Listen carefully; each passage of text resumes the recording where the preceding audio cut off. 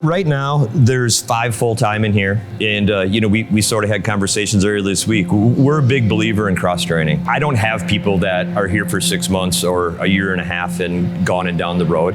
There's 42 people employed at JWR. The average tenure, we're at like 12 or 13 years. I have people that are over 25 years of loyalty to this company, and that's what keeps me going. They keep me going, challenging each other.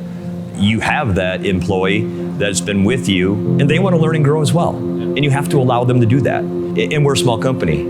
All of a sudden we have all kinds of compactor installations going on. Okay, you're running 2 or 3 crews, and all of a sudden you need 5 crews.